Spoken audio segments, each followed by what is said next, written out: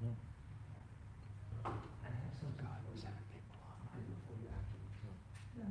Hi.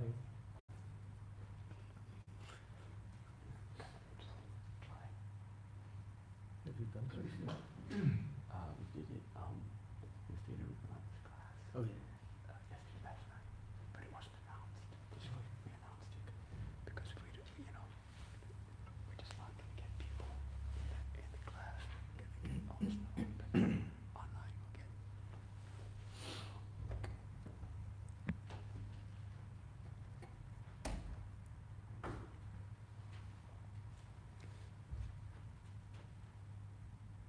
I think we'll have Preeti sing first, then I'll introduce you.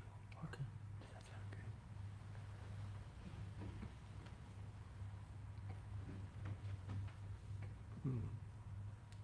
I think it'll work. Wait, it's No, experiment.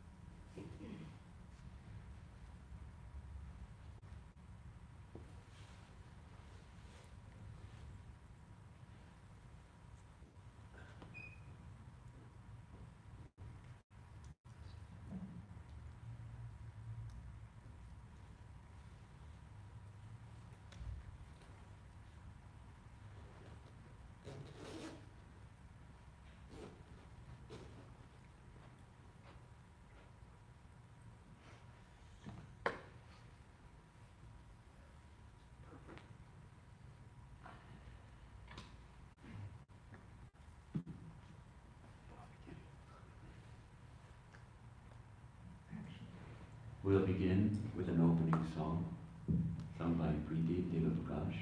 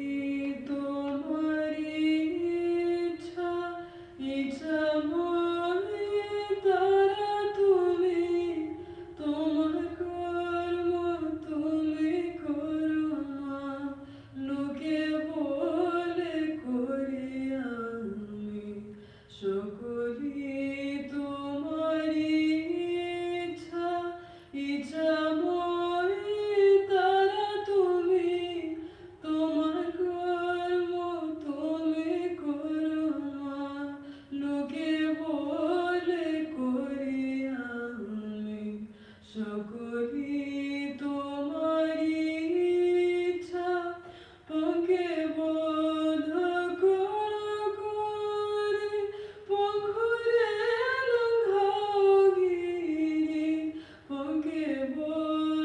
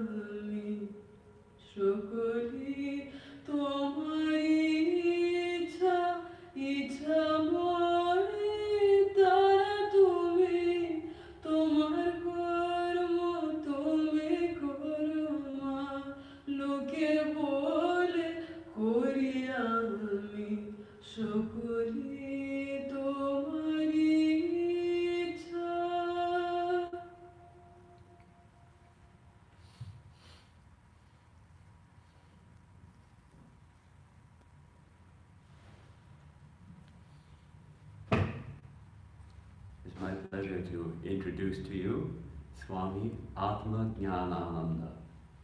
Swami Atmajnanananda joined our order in 1981 at our Ramakrishna Monastery in Trabuco Canyon, and he was there for 16 years until 1997. And it was always a little bit disappointing to me. I joined in 1997, 1 week before he shifted to the Vedanta Society, the center of Greater Washington, D.C., to build up that center. So we actually overlapped for 6 months in 1996, but I hadn't joined yet. So 1997 was we had 1 week then together. And then he was in Washington, D.C. He's been there since then. And you also were there in Washington. I also served there with Maharaj for several years. And now we're glad to have him on his way back from Australia. He's going to speak with us tonight on Climbing the ladder. Climbing the ladder. Maharaj, please. He can make ladders.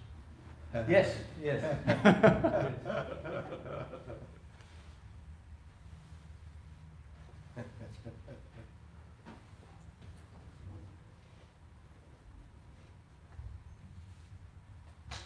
So it's very nice to be here. This is a new experience for me. I've been speaking to people who aren't in front of me, which I haven't done before. Anyhow, it's nice to see some brave people who came and some sensible people who didn't come. I'm happy also because today is a very special day. This is the birthday of one of the direct disciples of Sri Ramakrishna, Swami Yogananda. He has a few special distinctions. One, he lived closer to the Dakshineshwar temple than any of the other direct disciples. And he had the great fortune of being able to just walk over and spend days there whenever he wanted to. He came from a very well-respected family, and Sri Ramakrishna, of course, loved him very much. He was considered one of the Ishwarakotis. And surprising thing is that he was never really given initiation by Sri Ramakrishna. Of course, his initiation was something unusual. We really don't know how and when and who received mantra and who simply got something written on the tongue and the touch and everything, but he was the first disciple of Holy Mother and very, very devoted to Holy Mother. After Sri Ramakrishna passed away, he went with Holy Mother to Vrindavan on a pilgrimage because they thought that this would help remove some of her grief there. And at that time, Holy Mother, who was very, very shy, we know that, who was very nervous about giving anything like initiation. What will people think? My husband has just died, now I'm giving initiation, but she received some, through dream or vision, something, some signs to do it. He also did, so he became the first disciple of the Holy Mother. So it's a very auspicious day for that reason as well. Our topic tonight is climbing the ladder. This is an image that we find, a symbol in many religious traditions and dualistic traditions, climbing a ladder to heaven. In our tradition, it'll be, of course, to some type of God realization, some internal ladder, we can say, but it's a symbol or an image that is used by Sri Ramakrishna on a few different occasions. I was really surprised because the image is so clear in my mind. I thought that he spoke about it many, many times. We only find it twice. Mm-hmm. Yeah. But he'll talk about so many other things that fit in with this idea. He'll talk about climbing the staircase. He'll talk about this different ways of getting to the roof or getting to the top of the wall. So there are many, many different very helpful applications, I feel, of this idea of climbing the ladder. There are different ways that we can look upon this. Everything is with increments, going rung by rung by rung to get to some higher level. We can look at this in terms of the three gunas. That we start with tamas, we go a little higher to rajas, we get to sattva, then we get to the roof.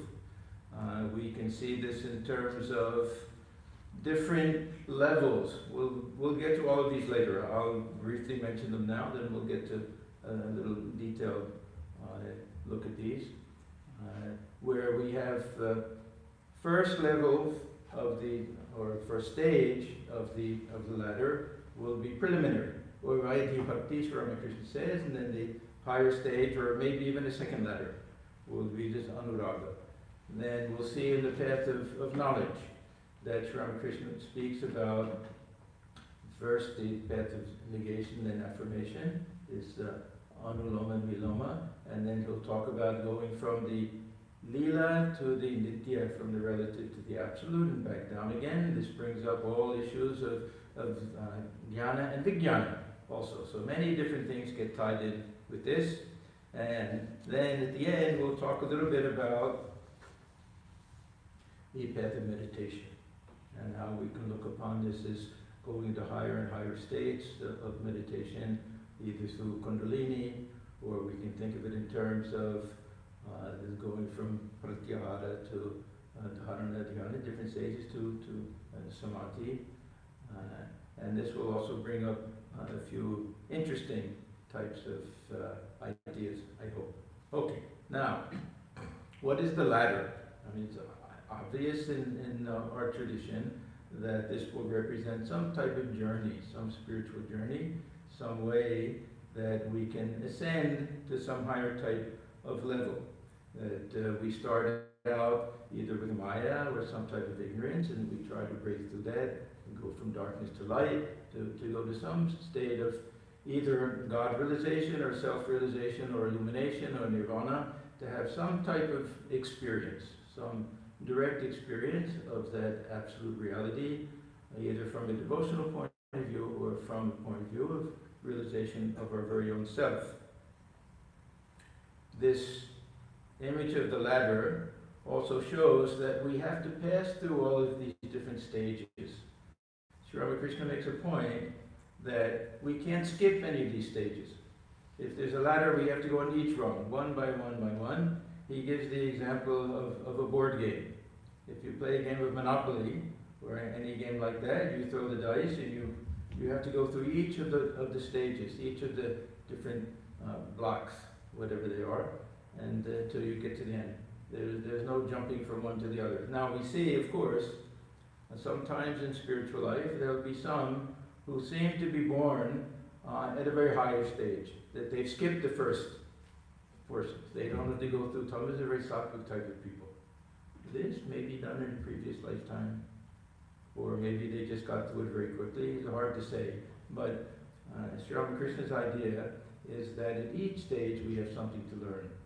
And in spiritual life, very often we feel that we may be sliding backwards. We may feel that we've lost a little of our devotion. This is a way of understanding that each time we're going higher, we're getting closer and closer to the end, and each one of these stages somehow is necessary for us.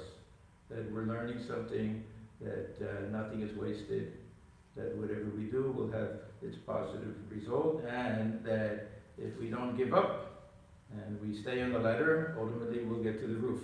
So there's something very positive about this also. Okay, now I want to start out with this idea of the three gunas. We can say ground level will be tamas. Tamas is basically lack of enthusiasm. The laziness, that we don't really feel very interested, no ambition in anything. This is considered to be death. This is the lowest guna because we get stuck in that. So Sri Ramakrishna gives the illustration of the different thieves. This is the one that wants to kill us. Rajas will bind us and Sattva will help us. But we have to somehow get out of our tamas. So what do? We have to add a little bit of rajas. This is another example of how we can't skip anything. We cannot get out of tamas without this rajas. This is something that Swami Atmajnanananda was very insistent upon. He felt that India was suffering from rajas that was masquerading as sattva, and that this was the result of so many centuries of foreign domination, that people felt that they were being very gentle and mild when really they didn't have enough ambition or enthusiasm to do anything. So Swamiji said, no, you first have to develop this rajas. This will be the first rung. A little bit of rajas. He made some tremendous statements. He met one young man, and this was mostly in India. And in fact, if we read all the time, he said, arise, awake, and stop not till the goal is reached, something like that. I did a check once, and it comes up 45 different times. And I think all but 2 were in India. Yeah, so this was a special message for India. He wanted them to feel some strength. So he met a young man once who said, oh, Swami, I was mild and meek. I can't really do anything like that.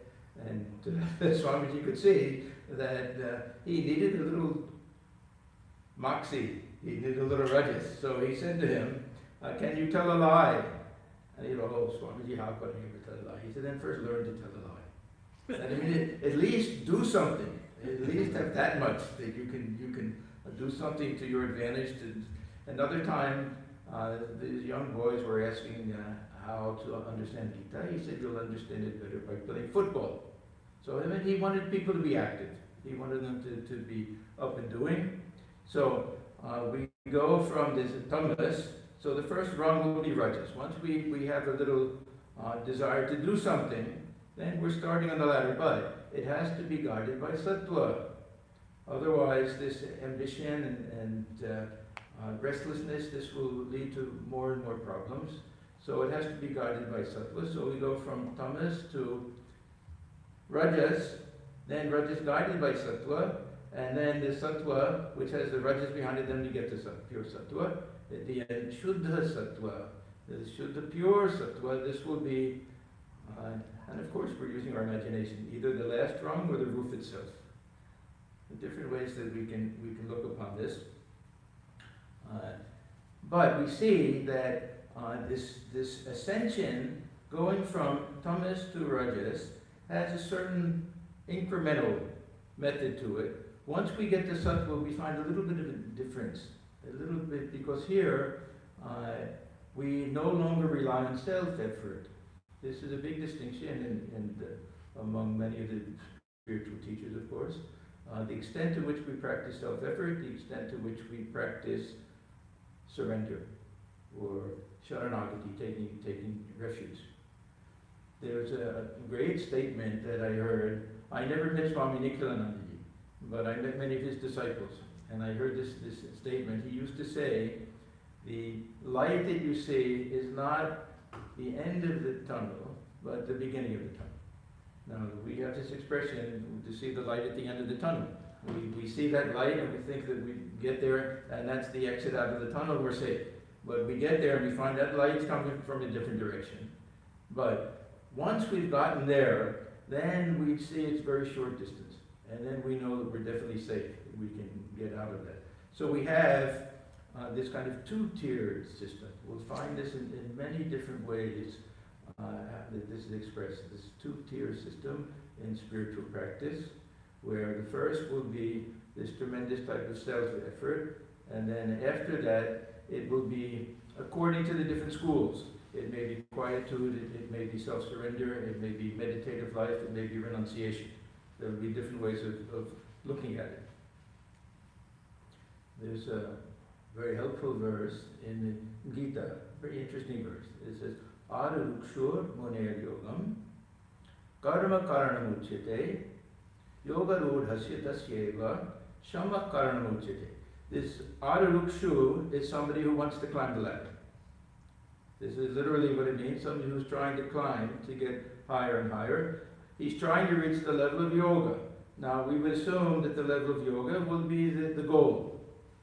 But it's very surprising, because those who want to do that, they have to be active. Karma is the means, activity. But then the next line is interesting. Yoga Rudha is somebody who has reached that plane of yoga. Now, somebody reaches that plane, if it's really the roof, then there's no other method, nothing else they need to do. But it says, Shama Karanamuchyate, that means quietude. That means there's a second, very short ladder. So we get to a false roof. We think this state of yoga, that we've reached the goal, a very short little ladder that will take us there. Now what is this shama? For Shankaracharya, he makes a very big point about this, that we finish our karma yoga first. And then after that, we practice renunciation and meditation and path of knowledge, that quietude, and that takes us to the final goal. For others, it'll be this idea of surrender on the path of devotion. Sri Ramakrishna gives us very nice examples. He says when the daughter-in-law, in India the daughter-in-law has to live in her husband's family, and the mother-in-law very often gives her a lot of work to do. She plays the role of the servant girl sometimes. So a lot of work to do, but when she gets pregnant, and month by month, belly's getting bigger and bigger, month by month, the mother-in-law lessens her work. So by the time it gets to the final month, Ramakrishna says, the mother-in-law tells her nothing to do. There's no more work for you to do till the baby is born. Then when the baby is born, her main work is looking after the baby. So this is one of the examples that we have. Another is the bird that lands on the mast of the ship and falls asleep. The ship is anchored in the harbor. By the time the bird wakes up, the ship is out to sea and doesn't see where the land is. So it flies in every direction and doesn't see the land, and then finally says, okay, let me take refuge with the ship. Wherever the ship takes me, I'll go. I'll have perfect contentment. I've done everything I can do. That's the end of it. That's that first tier. And with the mother-in-law example, it is very important that the daughter-in-law is not the one who decides. We don't decide one day that, I've reached that stage where I don't have to do anything else. Sri Ramakrishna said it'll happen on its own. Either the Divine Mother will remove all of your duties, or you'll be incapable of doing anything. That only desire of the heart will be God realization. So this is not up to us. We have to continue and do whatever we can, fly in every direction, do whatever we can until that becomes natural. Now Sri Ramakrishna also explains this in terms of anuraga and Advaita Bhakti and anuraga. But we also understand that the bird flying in every direction is not simply wasting its time and not simply flapping its wings and getting tired, that unless it does all of that, it won't be able to surrender. So even though we can say that the self-effort maybe doesn't directly lead to the God realization, it directly leads to surrender, Sharanagati, and that leads directly to God realization. So there's not much difference. Even Shankaracharya, he makes such a big point that karma yoga can't take us to God realization, only Jnana, only knowledge can eliminate ignorance. But if we understand that karma yoga purifies the heart so that knowledge will dawn on its own, that's also a type of grace. This is all brings in this idea of grace. If it happens on its own, then really there's not much of a distinction. Whether karma yoga can directly take us or indirectly is really splitting hairs a little bit. One other nice example that we all know is the boatman who has to get his boat out. He has to get it in the water. He has to row it out. It's a very hard job to raise the sails. And once he does all of that, then the breeze of grace comes. So this is shama, this quietude. This will come either as the final rung of the ladder, or I like this idea of a false roof. That there's light at the end of the tunnel. We get to that, and then we think we've reached yoga rudha. We think we've reached it, and we say, no, there's another little ladder there. And that ladder we don't have to do anything. Or we can say, when we reach that point, how do we get there? How do we get from sattva to the roof if we're not doing anything? The devotee will say that somebody's up there reaching the hand down to pull us up the rest of the way. And then the devotee will say, actually, that someone has been doing it from the very beginning. So then they'll understand grace has been at work the whole time. Now, these ladders are all different. We all have different ladders. And in the path of devotion, we find two slightly different types of devotees. This final rung of the ladder, for some, will be this perfect quietude. We'll see all these pure sattvic qualities, just like the Stita Prajna, the stage of steady wisdom.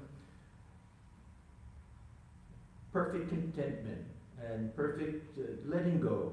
If we read some of the letters of Swami Vivekananda, the one special letter he wrote to Josephine MacLeod, where he talks about, now I'm just drifting and floating and looking at everything as if, as one feels when one wakes up from a dream, as if one is in a museum and seeing things. We see that. And when he writes his beautiful poem, My Play is Done, Mother, My Play is Done, that he reaches that point where he could just let go of everything.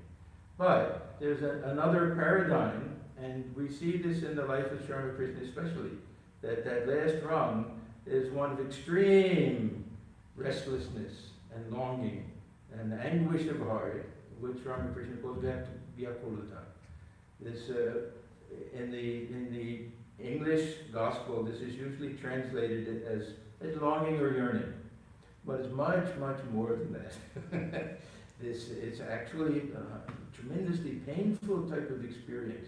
We read some of the our very senior swamis, they'll say that. I remember reading Swami Atmajnanananda. He said, yes, you wanted Vyakulata. Do you have any idea what type of agony and pain and anguish there is at the feeling that I haven't realized God?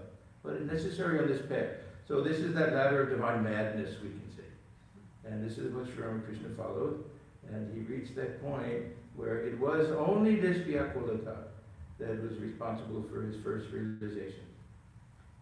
Preceded by this day after day of calling on Mother, spending the whole night in prayer and meditation, and no sleep, hardly any food. So that was all there also, but he always said this Vyakulata was the main thing. Of course, on this particular path, you can say.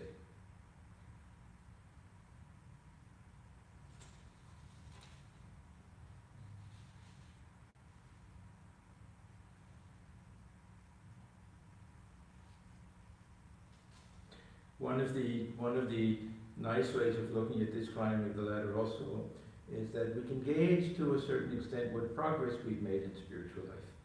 Now we're told very often, and it's a very good thing to be told, that we shouldn't obsess over it. We shouldn't worry too much.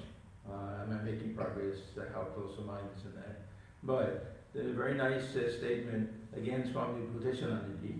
He used to quote from the Bhagavad Purana.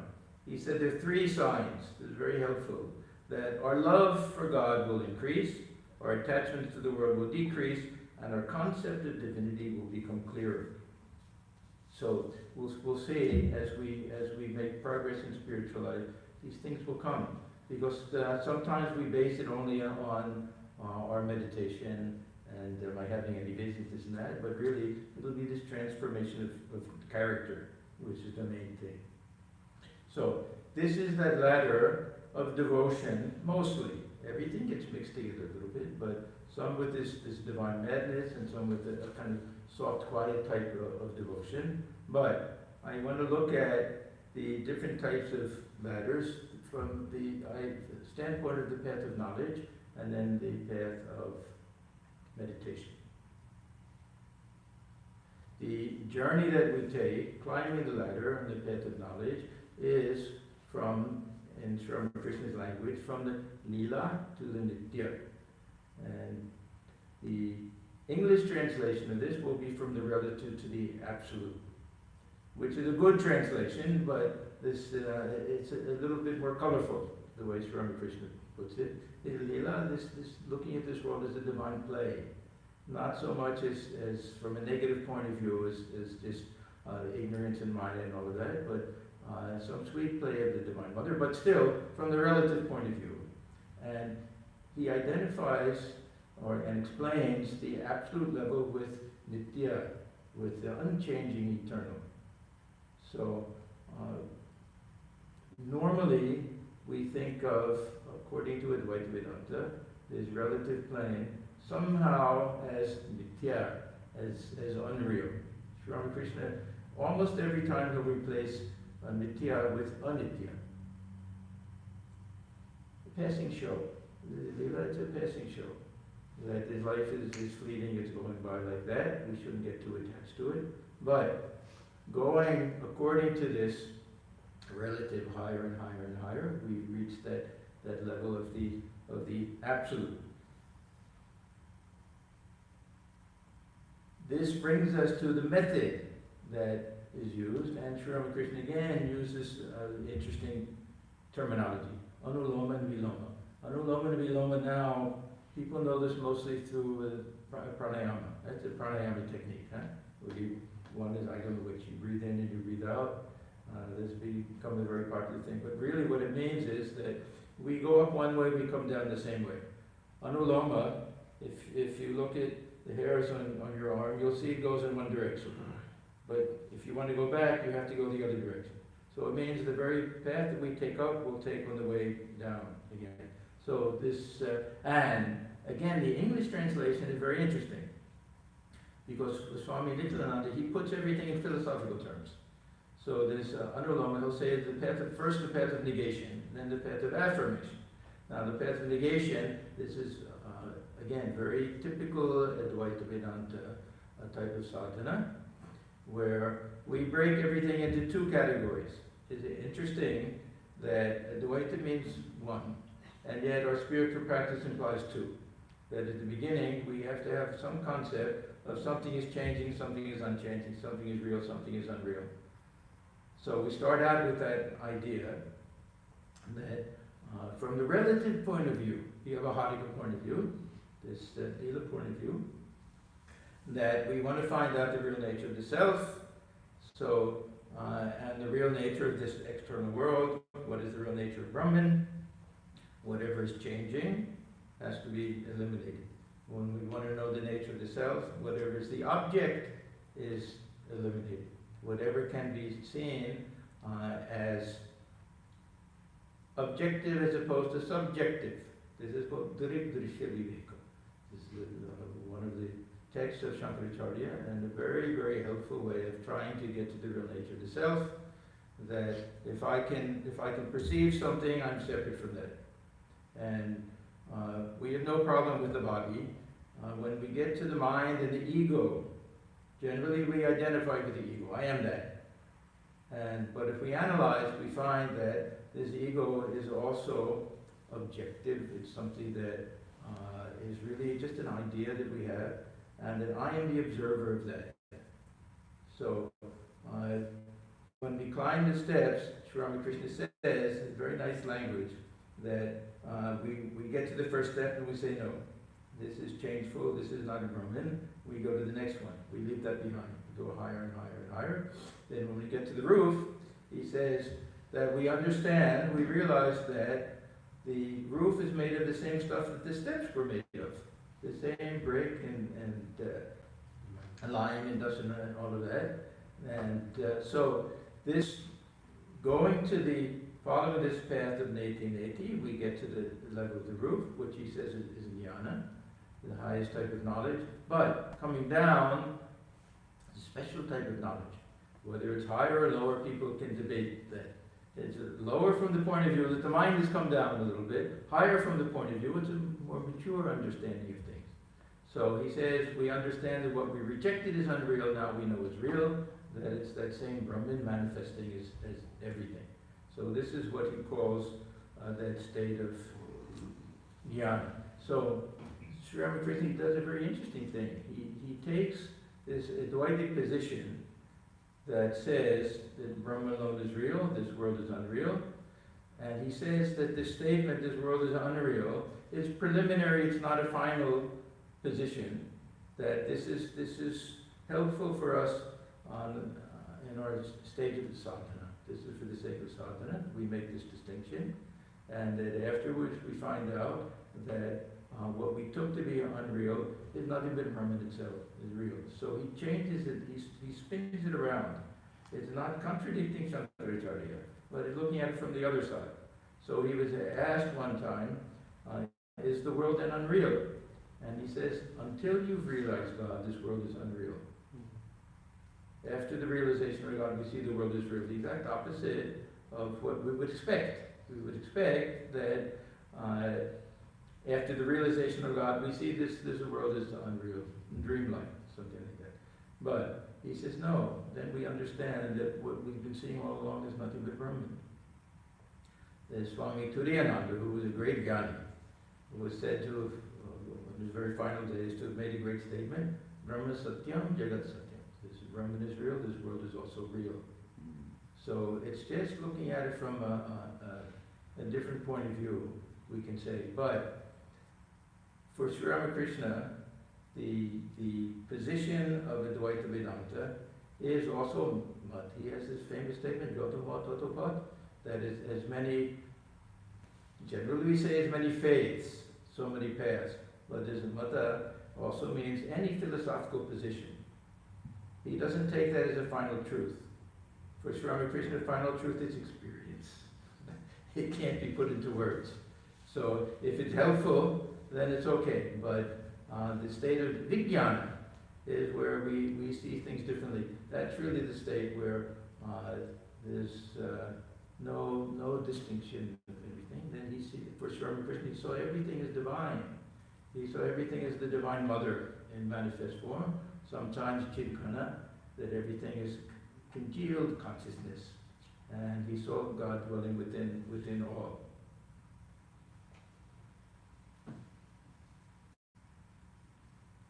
This also helps us to understand how in the Upanishads, sometimes we'll read that this world is nothing but name and form superimposed, that it has no ultimate reality to it. And then we have that great statement, Sarvam Kalvidam Brahma, that all of this is indeed nothing but Brahman. One is from the point of view of going up, the other is from the roof looking down. We don't find the Advaitins emphasizing the second one quite as much. Sri Ramakrishna likes the second one, we can say. He was really a fan of this Vijnana, where we see everything as divine. So the state of Vijnana, it'll also be different for the Jnani and for the Bhakta. The devotee coming down will see everything as the manifestation of God, and will keep what Sri Ramakrishna calls the right ego, the ego of devotion. And they'll go back to some relationship. So going up, also there'll be some relationship.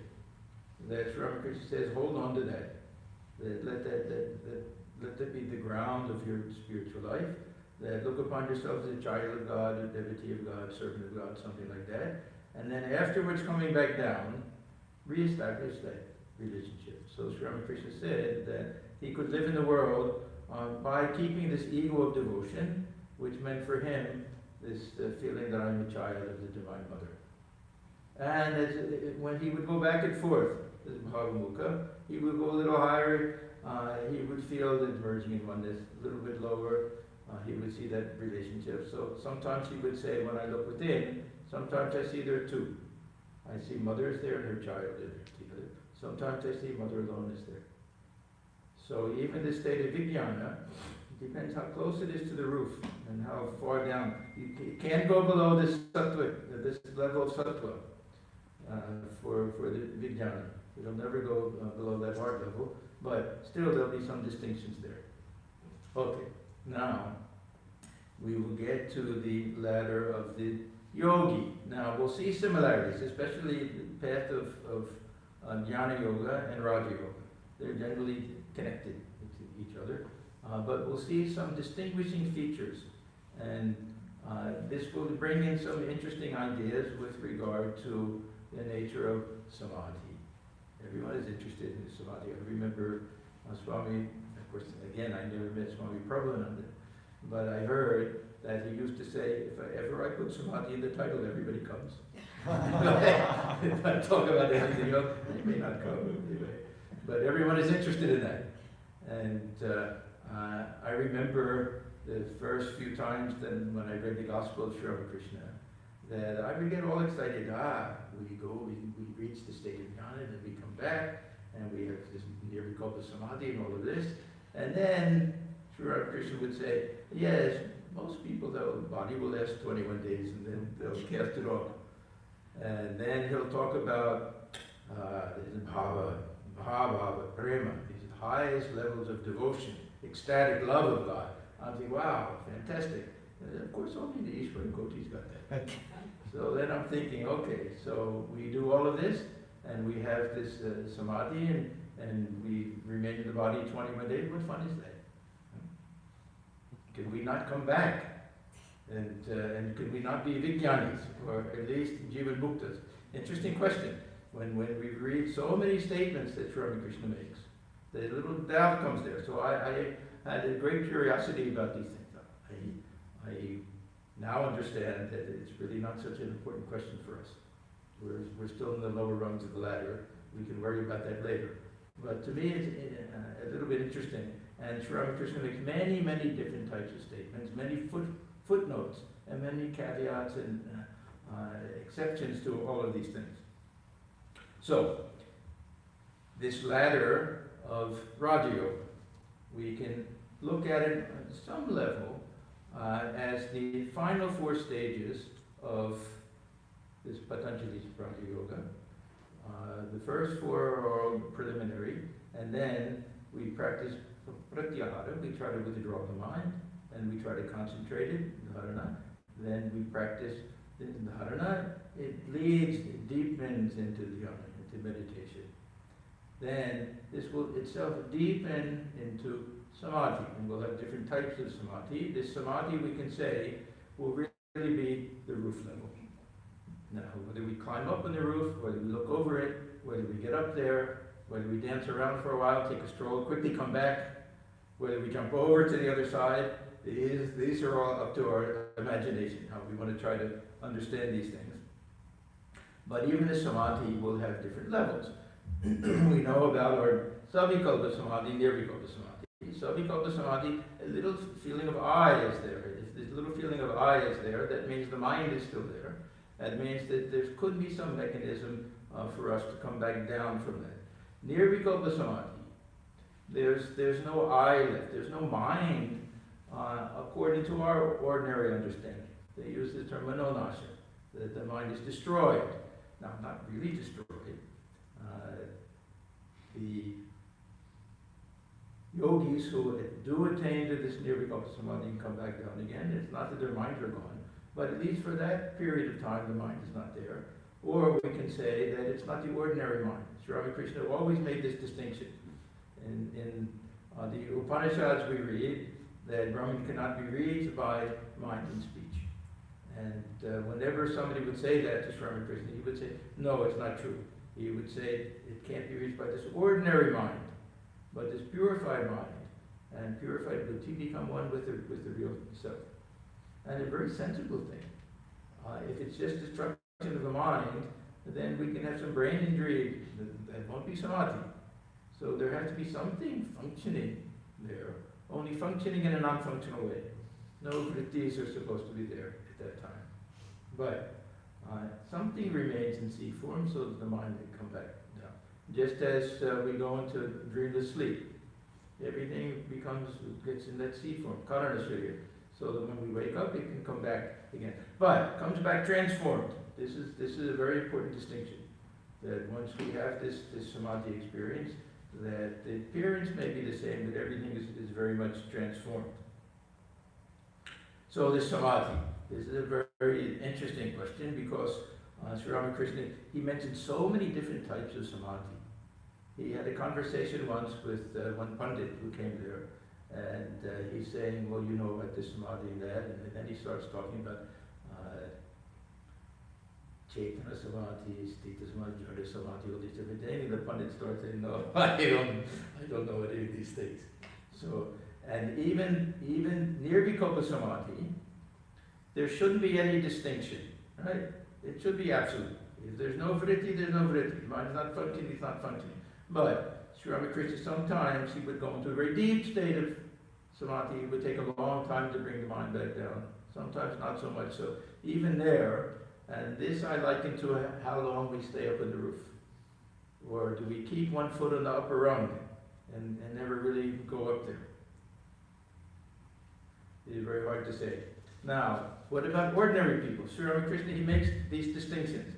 that there'll be avatars. They can do whatever they want. They're not born with any karma. They come only at a certain time. They can come back from the highest state of samadhi, the highest state of ecstasy, any of that. They'll come with their companions, Ishvara Kotis. They're close. They only come when the avatar comes, but they can also go up and down, back and forth. Then there are Nitya Siddhas. Nitya Siddhas, ever perfect souls. This is, it could be that someone is born with karma, but attains to realization and gets pulled into the orbit of an avatar. Swami Shivananda said that, pulled into the orbit, or has some desire to work for the welfare of others and can be reborn without any karma. So then he'll jump to the Nitya Siddha level. And then Jiva Koti, that's the rest of us. We're born because we have some past karma, we haven't had that final realization, and we sort of devote this life to this goal of self-realization, God-realization, enlightenment, something like that. Now, Sri Ramakrishna says that the Jiva Koti, the ordinary person, and we have to understand that ordinary doesn't mean ordinary. It's very, very rare for anybody to get this Nirvikalpa Samadhi, but if someone who is not one of the others, not an already perfect soul, gets this state of Nirvikalpa Samadhi, and there's no karma, there's nothing else to bring the mind back down, no divine intervention, then the body will last 21 days and will fall off. Now, for the yogi who is in that state, it makes absolutely no difference whatsoever. There's no awareness of the body at all. There's nothing. We have a very classic example of the potter who spins the wheel and in order to shape the clay and turn it into a pot. When the pot is finished, then he takes it off and keeps it aside. No longer spins the wheel, but the wheel goes on according to its own momentum. It goes slower and slower and slower, and finally stops. This is what happens to the body. It'll take 21 days. Why 21 days? God knows. And when someone is in that state of samadhi, the bodily functions slow down to such an extent that maybe this is equivalent to 2 days in some other situation, or who knows. I remember Swami Atmajnanananda, who was the head of our Boston and Providence Center for many, many years. When he had first joined, he went to Kankal and he served in the hospital there. And he said, yes, we read these things, we thought 21 days, okay. It's not to be taken too literally. That it means that within a short period of time, 2 weeks, 3 weeks, 4 weeks, that the body will fall. And he said, and the hospital was mostly for sadhus at that time. He said one sadhu was there and went into the deep state of meditation that they could understand was samadhi. There was no feeling or anything. You could barely find any pulse, barely see any breath, anything like that. And they did their best to just keep him alive. And he said on the 21st day, life left the body. He said after that they took everything that Thakur said literally. Yeah. So anyhow, we don't know why exactly all of these things that happen. But a few things I want to mention. One is that it seems to be only something that happens through this path of meditation. Because on the other path, Ramakrishna always says, first realize God, then live in the world. And we don't find any danger in the path of devotion. We'll realize God and then give up the body in 21 days. Of course, if through the path of devotion or any other path we own the Nirvikalpa Samadhi, which is possible, it'll be the same thing. But can we go into that state when we still have some karma left? Not according to this idea of prarabdha karma. But Ramakrishna also doesn't care for that too much. He said that could be lessened a little bit. But he does say that there are people who can enter into this state of samadhi, but if they have some karma, it'll pull the mind back down. And he gives the illustration of a mongoose who has a brick tied to his tail. The mongoose can usually climb up, there'll be some little hole, and he can go into that hole and hide there. But they do it in such a way that as soon as he gets close enough, the brick pulls it back down again. So he says that there will be people who can experience these very high states of samadhi, but if they have a little karma left, that'll pull the mind down. Then he says there are some who can realize that state and yet have this tremendous desire to work for the welfare of others.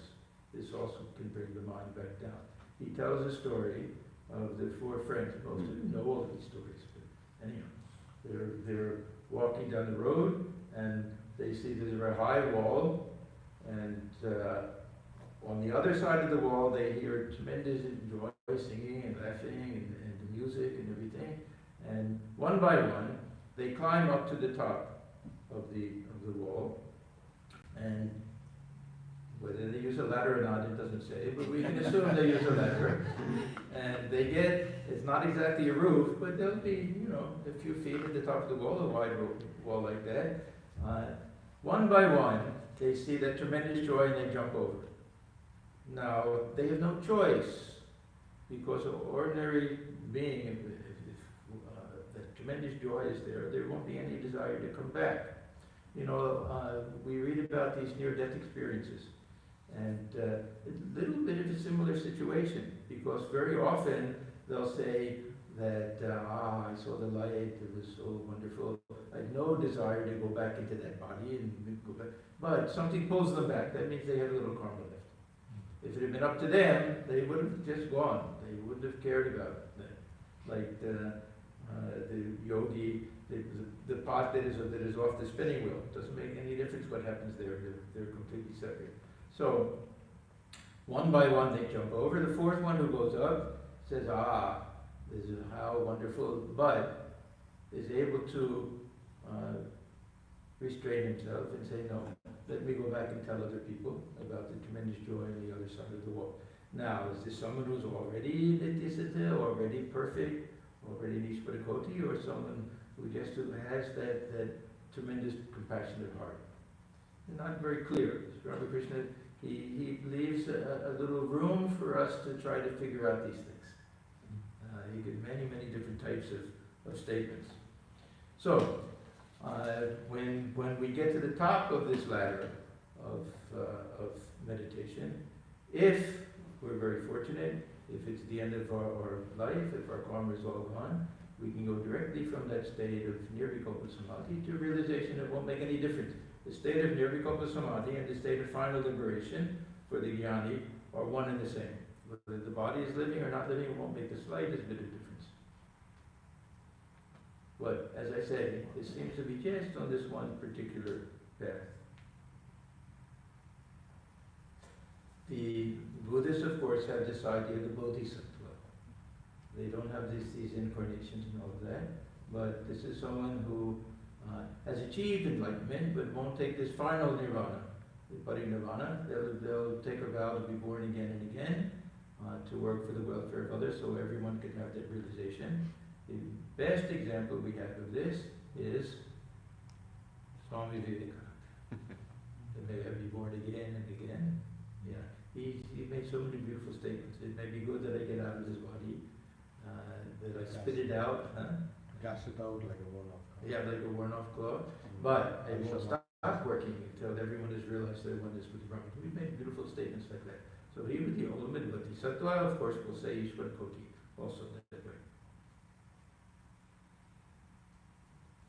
So the state of vijnana, definitely on the path of devotion, the path of knowledge, Ramakrishna says, yes, we can maintain a little bit of this, the ego of knowledge, ego of devotion. For someone who attains this high state of nirvikalpa samadhi, it seems that there can be cases when they will be able to come back also from that. Otherwise, that will be the way that the yogi departs from this world. And it won't make the slightest bit of difference. One of the examples that Sri Ramakrishna gives is with regard to Shukadeva. Shukadeva was considered to be perfectly pure from his very childhood. He was a great soul, God realized soul, of course. Sri Ramakrishna doesn't make it very clear, does he consider him to be one of these kind of Ishwarakoti figures, or just someone who drank from the ocean of the God realization.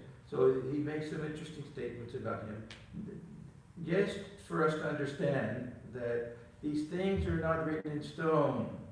And the reason he's vague about these things may be because each person is different. Each one of us will have a different degree of spiritual power to be able to come back from these high states. Each one of us will have a different types of samskaras. Each one of us will have a different type of compassionate heart. So everybody has to, we all have our own different ladders, and they'll all be slightly different. But he makes an interesting statement about Shukadeva. They were talking one day about when this ego vanishes, this I vanishes in that state of nirvikalpa samadhi, there's no way to bring it back down again, that idea of the 21 days. And then somebody said, well, what about Shukadeva? So Sri Ramakrishna replied, some say that Shukadeva saw the ocean of the absolute Brahman and touched its waters, but did not go into the water. Therefore, he was able to come back and teach mankind. Others believe that he attained to the absolute Brahman and then returned to help humanity.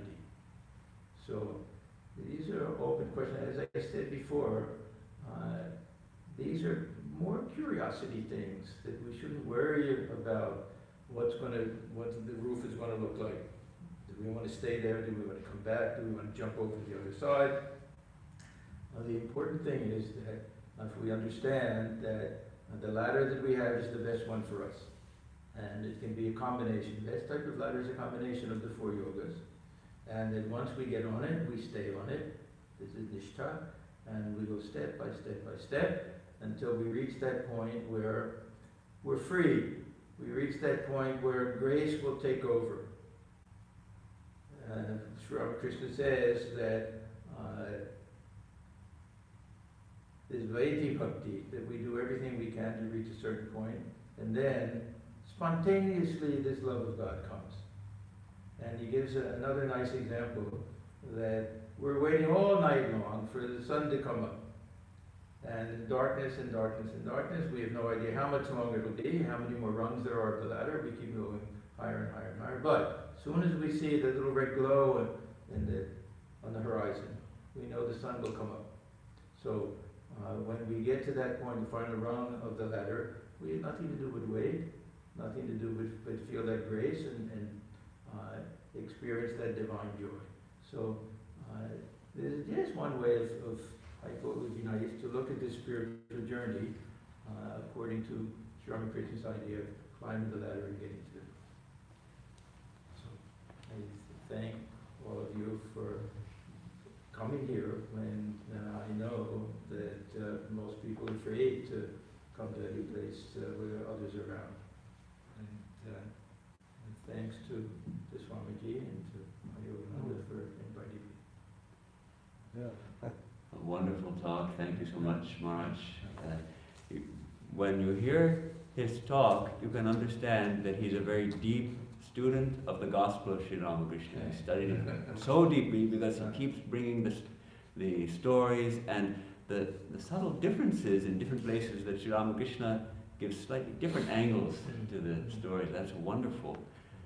So thank you very much, Maharaj, for sharing. Yeah, I will add something that Swami Atmajnanananda made a very nice point. To me, reading the Gospel of Sri Ramakrishna is the most important and most helpful thing for spiritual practice in our spiritual life. Everything is there. Gita, of course, is fantastic. Upanishads, fantastic. Vivek-Chaudhary, these other books are wonderful, but you get everything in the teaching of Sri Ramakrishna. And sit for meditation and let the mind go and sit with Sri Ramakrishna in his room in Dakshineswar. Tremendously joyful type of thing to do. So, thank you. We also thank all of you for coming in this kind of frightening time, and also thank those of us who are joining remotely. We have, it looks like between 15 and 20 people have joined us remotely. Bye. So thanks for joining us, and we will continue for the time being to provide this remote service, also the streaming service, to help those who either can't come for distance or for keeping safe in this time. Om